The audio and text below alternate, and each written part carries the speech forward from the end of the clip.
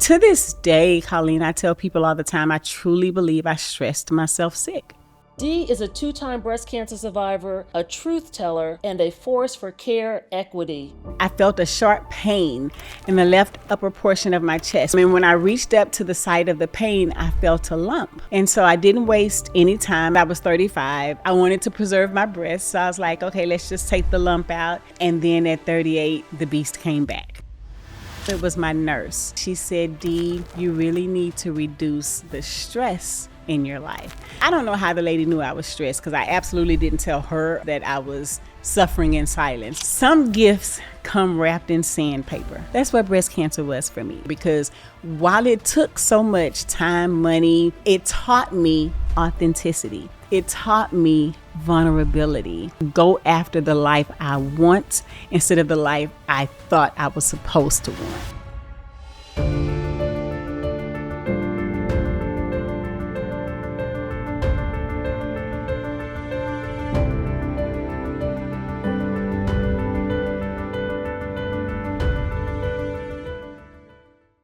Hi, I'm Caleen Allen. Welcome to another episode of Sisters in Survivorship. We're so excited to have you here today.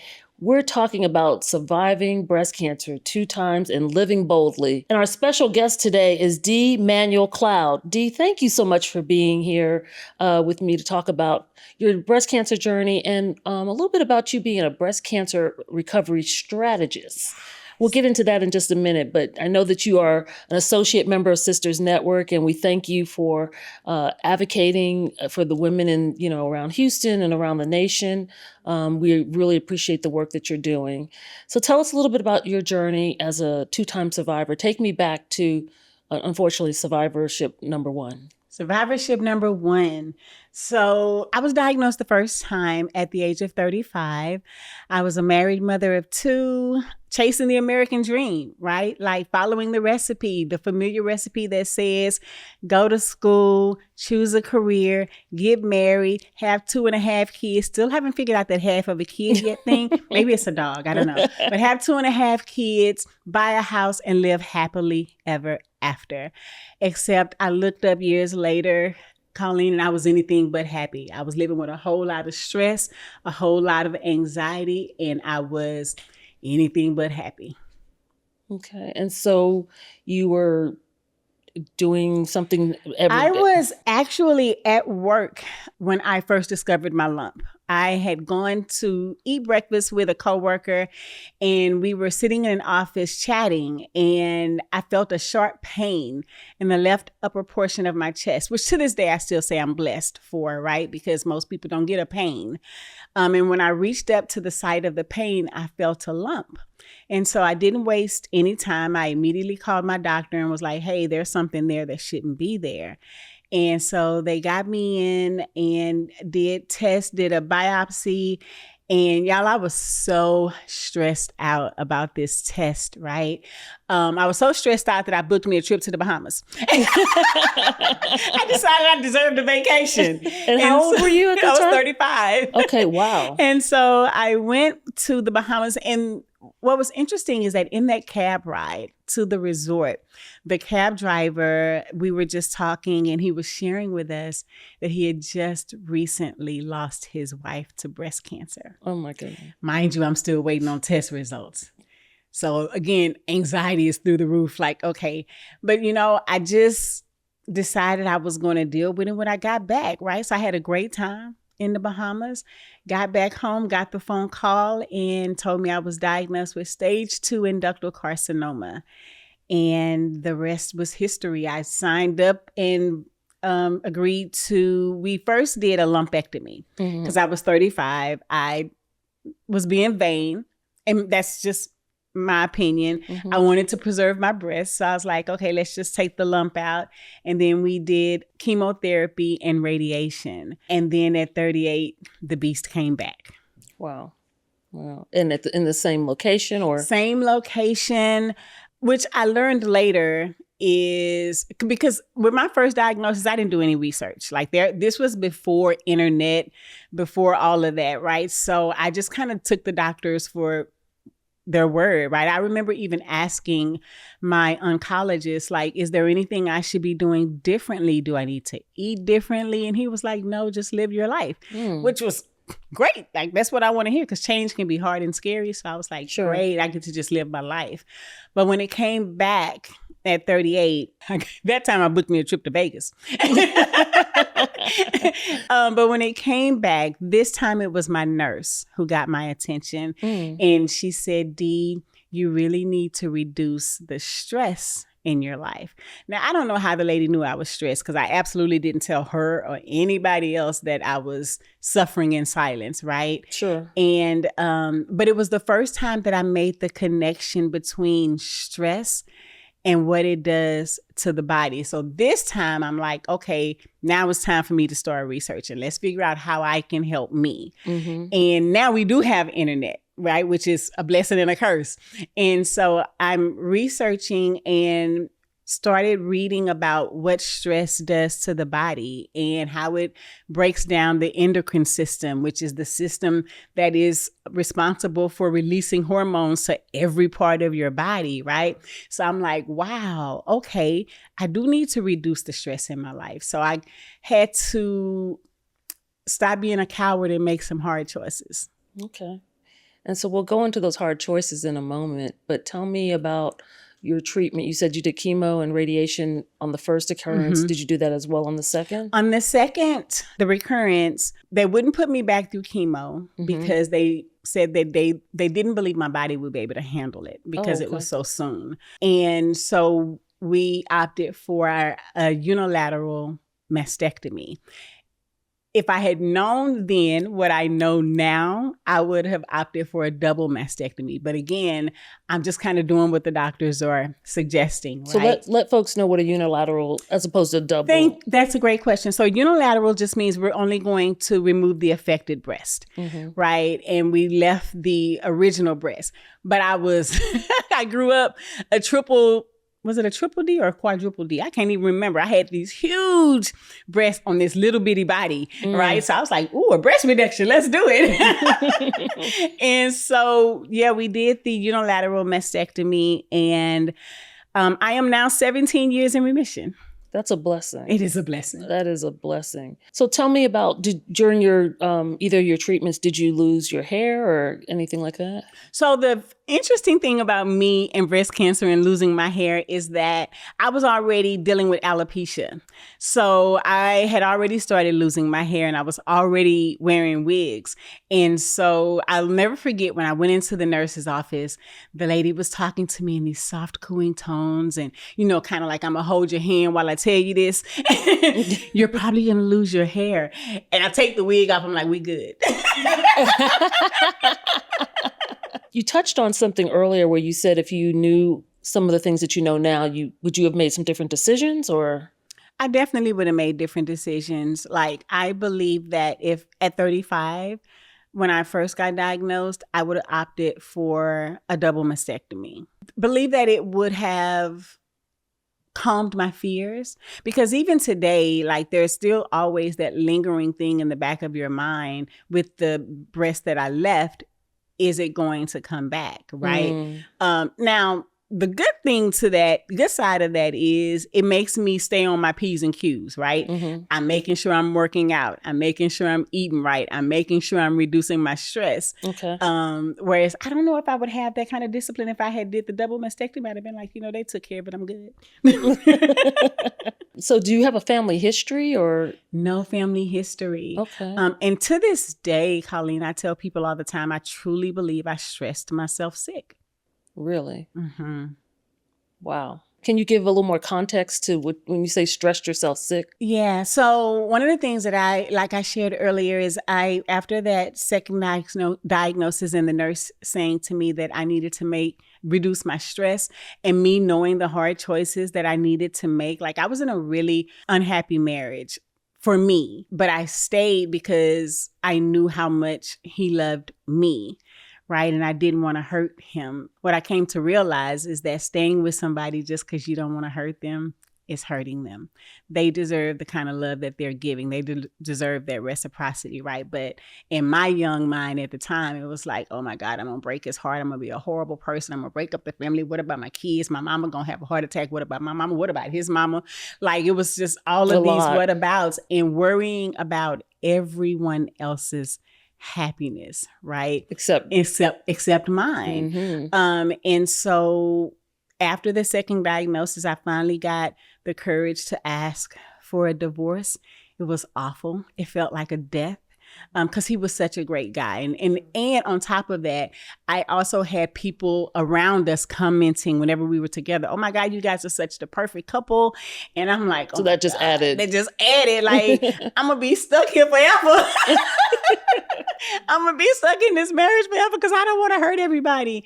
But I finally got the courage to ask for a divorce. I was working a really stressful job, but I was making great money. Mm-hmm. I decided that the money wasn't worth my life. So I left the job, took a pay cut. Those are a lot of life changes at once. And then I had to acknowledge that I'm a card-carrying member of the LGBTQ community, which was really hard to tell my mom because she was a Bible-toting, scripture-quoting Christian, and I already knew how she felt about homosexuality and same-sex relationships. And I wish I could tell you that, you know, she was just like, come here, baby, it's okay. But that wasn't the case. It was a hard conversation to have with my mom. And ultimately, those relationships came back around.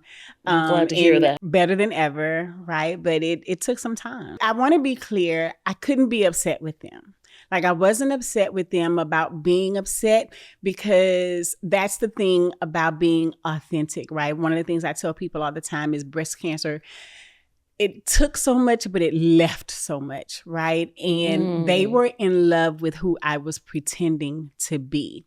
So I had to give them time to realize that who they had fell in love with was not me. Sure. Right? Like, I wasn't being my authentic self. Right. You know, you said that you're 17 years into survivorship. Yes. And a lot of people think it ends with ringing the bell. Oh. But, you know, you show me that it's much more complicated than that. What does survivorship look like for you? Survivorship for me looks like, one, spreading awareness, right? Making sure that as many women as I can talk to know that 1 in 8 women are going to be diagnosed with breast cancer. Black women have a 40% higher chance of dying.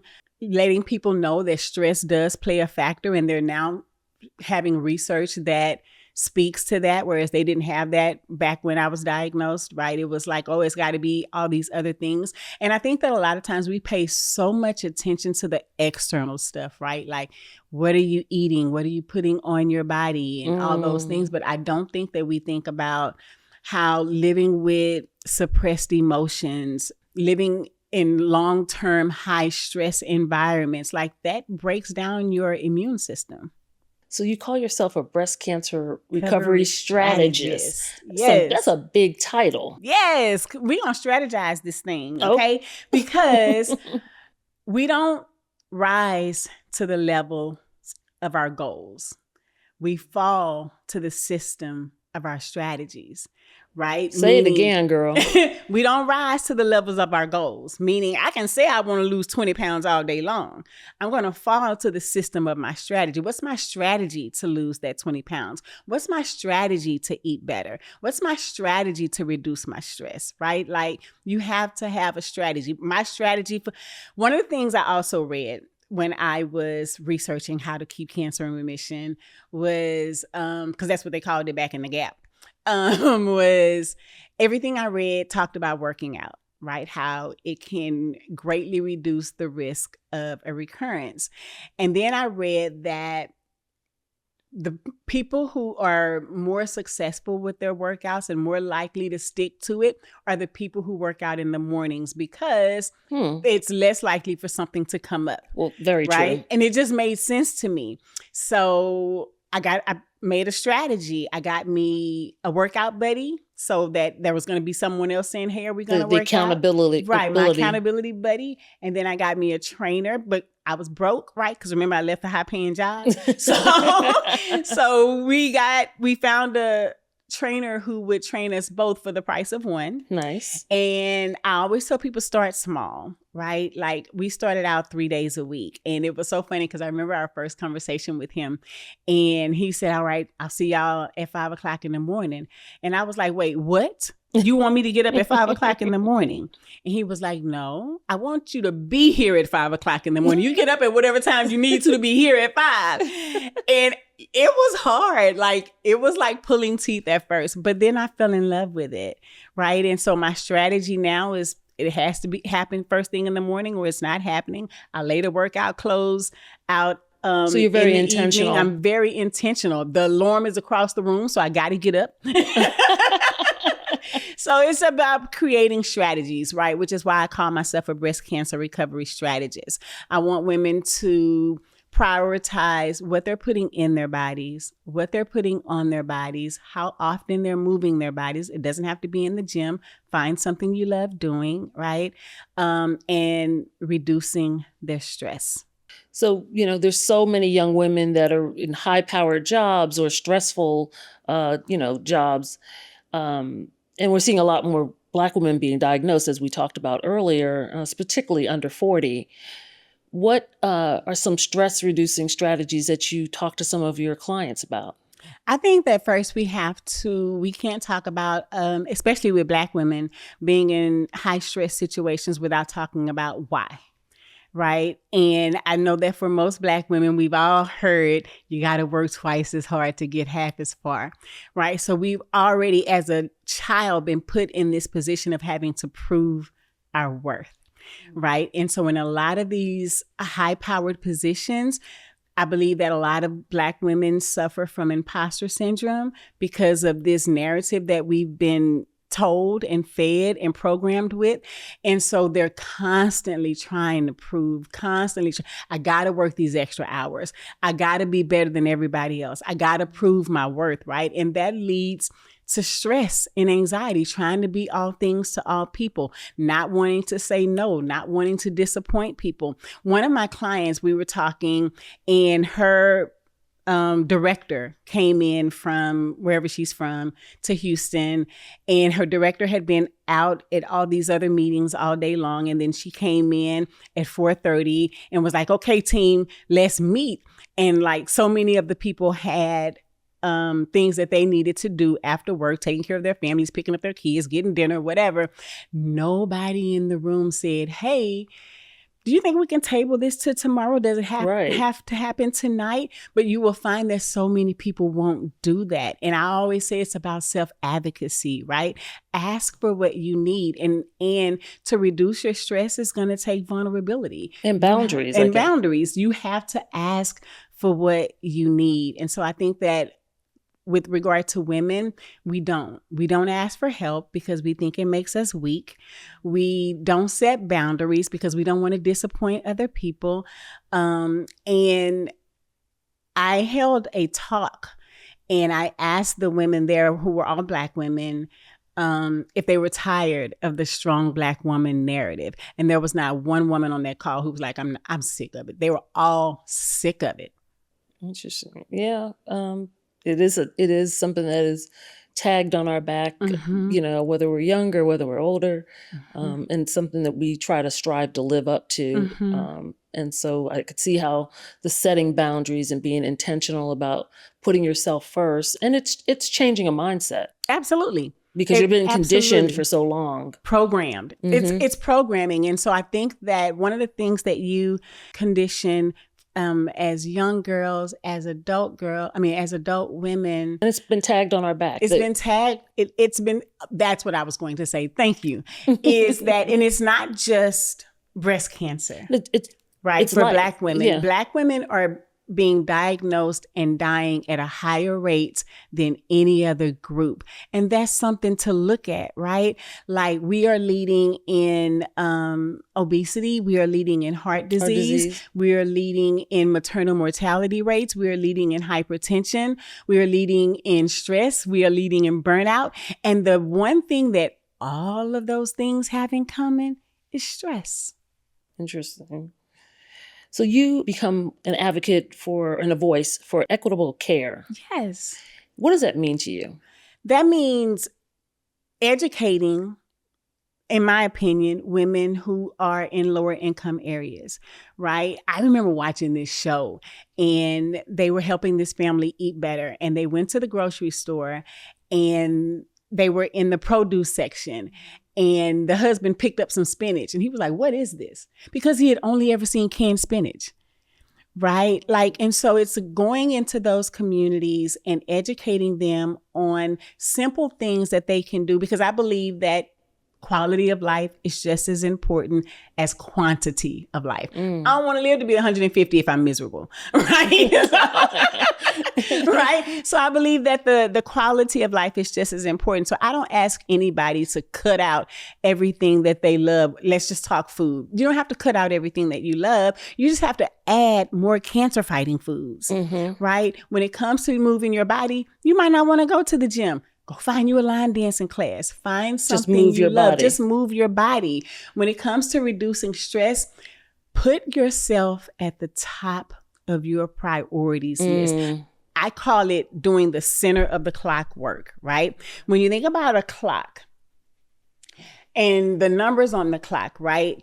I think about the numbers on the clock and how they represent any area in your life that you want to transform, whether they be your marriage, your finances, your career, your relationship with your kids, your relationship with your friend, your weight, your health. All those numbers represent those things. And then you'll notice how the two hands on the clock always meet in the center. So the center of the clock, the thing that's at the center of the clock is you. Oh, I love that analogy. So as long as you get you right, it will affect everything else. Go on, the edge of the clock. Go on, recovery strategist. I see you. All right, I'm. You picking up what I'm putting down? I got it, and you gave me a visual, so I'm appreciating that. To the young woman who is in her 30s, who's walking the walk that you walked, 17, 18 years ago. What do you say to her? Because we're seeing so many of our young sisters, we at Sisters Network, and we've talked about it, are getting the calls from young women who are, 25, 35, 31. We recently lost a member who was 26 with stage 4 TMBC in Montgomery, Alabama. So we are seeing and getting the calls, and it is staggering and heartbreaking. Yes. You've been there. What do you say to that young woman, or to young women a young woman who's been diagnosed and a young woman who's not been diagnosed? To the young woman who's been diagnosed, I would say, look for the lesson. Because it's not even about whether your diagnosis is terminal. And I'm not trying to push my faith on anybody, but it really is, in my opinion, about what God wants you to do with that diagnosis, who God wants you to affect. I think that a lot of times we forget that our blessings are always 100% of the time attached to another human being, right? And so that diagnosis, your story, is going to support someone else in some way. Look for the lesson. My mama used to say, when you're in the dark, listen. And God will give you a message to take to others when you're in the light again, right? So to my young my young ladies who are newly diagnosed, I would say look for the lesson, right? And then look at how you can strategize your care. Be a voice in your care, because I was not, right? I just did what they told me to do. Be a voice, ask questions. I say oncologists, doctors, they're kind of like dating, right? Or therapists. They're like dating. You go out, you see if you like them. Maybe you will, maybe you won't. If you don't feel a vibe with your doctor, if you don't feel comfortable, if you don't feel like they are 100% in your corner, find a new doctor. And I will also tell her to not lose hope, right? Hope is everything. And so focus on what you really, really want to create with your life. I think that so often we settle for good enough, right? This is good enough, because we're afraid. We're afraid of change. We're afraid of disappointment. We're afraid of failure, right? But On the other side of that fear, at least from my experience, what I've learned is everything that you desire, everything you want is on the other side of that comfort zone, which is on the other side of fear. Okay. What about to the young woman who has not been diagnosed and is in her 30s and hears these stats and says, I'm scared? To the young woman who has not been diagnosed, if you have a family history of breast cancer, I would say talk to your doctor, find out what your choices are. I can't remember the name of the celebrity who opted even before she had a diagnosis, Angelina Jolie, yes, and to have a double mastectomy, right? Because there was a family history. Find out what your family history is, find out what your options are, genetic testing, find a choice. Make a choice. Make a choice. Right? Also, I call them the 3 pillars. Move your body. And that's not just to protect you from breast cancer, but all sickness and disease, right? Reduce your stress, not just to protect you from breast cancer, but all sickness and disease. And watch what you're putting in and on your body, not just for breast cancer, but all sickness and disease. Because if you have a healthy functioning body, like that's worth more than anything. It does us no good to have millions and billions in the bank if we're in the hospital bed. Absolutely true. And, my daughter tells me all the time, Mom, it's a privilege to move your body. One of her favorite workout people says that. And I'm starting to listen. It's a privilege. Trying to do better. So I thank you for your involvement with Sisters Network. When you found out about Sisters Network, what went through your mind about having an organization like this available to women who have either been diagnosed or who want to learn more about breast health and breast cancer? One, I felt about Sisters Network like I felt about MD Anderson. I didn't realize it was right here in my backyard, right? Like right here in Houston. I'm like, what? For me? For little old me? Right? And so I just love the work that you ladies do and the organization does in the community to spread awareness, to be supportive to those who get like that's. It's devastating. The diagnosis is devastating. And so what Sisters Network does in bringing the community, like I'm just right now going to talk about the summit, right? Like every year when you ladies do that, when Sisters Network does the summit and you bring all these amazing women together, like there are no strangers in that room, right? The community is simply amazing. And so what you ladies do to help and support those who don't have financial resources, what you do to help and bring awareness, spread awareness, give education, which is, again, one of the things that I'm really passionate about, especially in low income communities, because you don't know what you don't know, right? The fabulous Miss Jackson goes. Those, right? But like, I just really appreciate everything that you ladies do. Thank you. To make sure that no woman gets left behind and that no woman feels alone when she gets that call. So I know you're a mother. You have a beautiful daughter that I've met. Your mini me. What do you tell her to protect herself and to make herself aware of her body and so forth?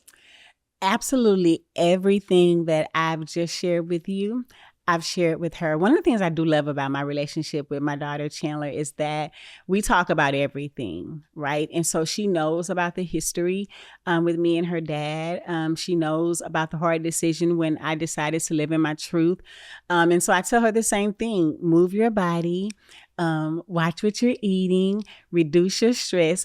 She's 25, so she ain't listening because, but the reality is one of the things that I love that you just shared, well, not love that you just shared, but brought awareness to about the 26-year-old who passed away, right? Nobody ever thinks they're going to get a diagnosis until they get a diagnosis. They think I'm young, I'm healthy, I'm vibrant, like nothing like that is ever going to happen to me. But one of my favorite sayings is, it's easier to live a healthy lifestyle than it is to manage sickness. That's powerful. Yes. So what brings you joy these days? What brings me joy? Oh my God, helping women, primarily Black women, is who I support, reduce their stress. Like, it is the thing that gets me out of bed in the morning. It's the thing that lights me up in the morning. I love, love, love what I do. Before I got into coaching, I invested in real estate, right? Because I heard that if you want generational wealth, you need to invest in real estate. I know everybody's probably heard that, right? And so I did. And I did really well in real estate. I absolutely hated everything about real estate investing. I hated it, except solving the return. The return was great. And solving the problem of the homeowner. Usually they have a problem that they need to solve, which is why I love coaching. They have a problem that they need to solve. My brain loves looking for a problem, right? And fixing it. And so that's what lights me up. But when I did well in real estate, the joy was missing, right? There was no joy. There was no happiness. That was just kind of like, okay, give me the check, right? But in this, like, it has purpose. It has meaning. Like, I literally get to help somebody change their life. And to me, there is just nothing more beautiful than that. And so how are these ladies going to find you so that they can, if they need a breast recovery strategist? I am everywhere. And I do mean everywhere. TikTok, Facebook, Instagram, LinkedIn, and all of them are I am Dee Manuel Cloud, right? And then my website is deemanuelcloud.com. And you're just there to help. I'm just there to help. I always give a complimentary session, right? So we can figure out what's keeping you up at night. I'm going to lay out a mini plan to help you move forward. And then if it's a good fit for us to do more work together, we can talk about it. Dee, you are really a force, and your energy captivates the room. You're living boldly, loudly, truthfully, and I'm just really proud that you have become a friend to Sisters Network. And I guess just tell me one more time, what does living fully into your truth after battling breast cancer mean to you? Living fully in my truth after breast cancer, one of the things, some gifts come wrapped in sandpaper, right? That's what breast cancer was for me. It was my gift wrapped in sandpaper, because while it took so much time, money, boobs, and all that, it taught me authenticity. It taught me vulnerability. It taught me to not live in fear and to go after the life I want instead of the life I thought I was supposed to want. And so to me, that's what living boldly looks like. Like, what do you want, girl? Let's go get it. All right. Thank you.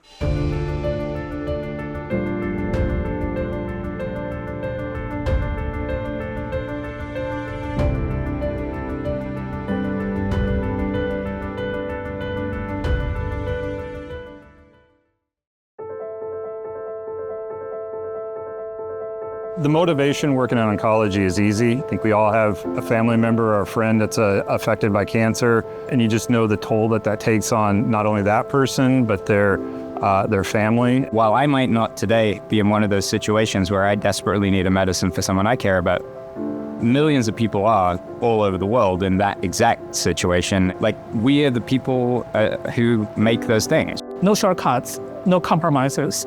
We discovering, we identifying, we applying cutting-edge technologies and the methodologies in our daily work. Whether I can improve with new technology, doing something faster, I'm always trying to get better in every experiment that I'm running. I think we constantly have to be pushing those boundaries, not just so that we can stay at the forefront as a science and technology company. Being bold with ideas can really help us make breakthroughs and bring us step closer to discovering effective treatments for patients.